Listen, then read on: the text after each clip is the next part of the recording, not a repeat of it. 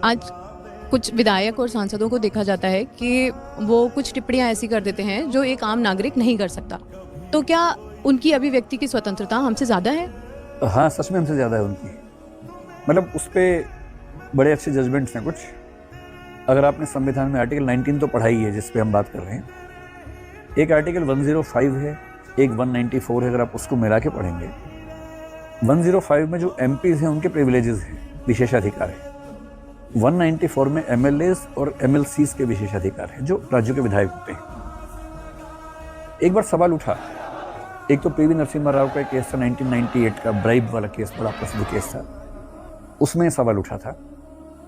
और कई मामले हुए, पिछले साल भी एक मामला हुआ था, कोई कौशल कुछ नाम था, 2023 का मामला था, मैं नाम भूल रहा हूँ उसका। इन सब में सवाल उठा कि नागरिक की अभिव्यक्ति की आज़ादी और एमपी एमएलए की अभिव्यक्ति की आज़ादी में क्या अंतर है।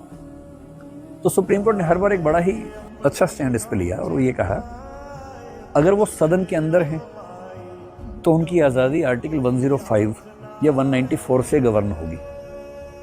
और 105 कहता है कि सदन के अंदर उनको कुछ भी बोलने का अधिकार है, क्योंकि सदन के अंदर भी नहीं बोलेंगे तो कहाँ बोलेंगे भाई, पॉलिसी मेकिंग वहाँ होनी है। कोई एमपी आपके खिलाफ अगर सदन में जाके गालियाँ दे, आप कुछ नहीं कर सकते उसको, ना मानहानि ना कुछ भी नहीं कर सकते। उस पर सिर्फ एक लिमिटेशन है, वो आर्टिकल 121 में लिखी हुई है, और 105 में भी जिक्र है उस बात का, शायद नहीं 121 में जिक्र है। वो ये लिखा हुआ है, अगर किसी जज पर, जज का मतलब यहाँ हाई कोर्ट सुप्रीम कोर्ट से है, अगर किसी जज पर महाभियोग की प्रक्रिया चल रही है, उस समय को छोड़कर किसी भी और समय किसी भी सदन में कोई भी सदस्य किसी जज के कार्य संबंधी आचरण पर कोई टिप्पणी नहीं कर सकता है।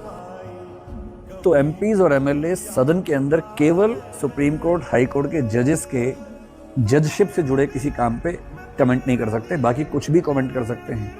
वो सरकार की ईंट से ईंट बजा सकते हैं, किसी नागरिक के पीछे पड़ सकते हैं, कुछ भी कर सकते हैं। पर जैसे ही वो सदन के बाहर आते हैं, उनकी आज़ादी और हमारी आज़ादी बराबर हो जाती है। और आर्टिकल 19(2) में जो 8 प्रतिबंध हैं, वो 8 रिस्ट्रिक्शंस हम पे भी हैं, उन पे भी, जैसे कंटेम्प्ट ऑफ कोर्ट है, हम पे भी लागू होगा, उन पे भी लागू होगा।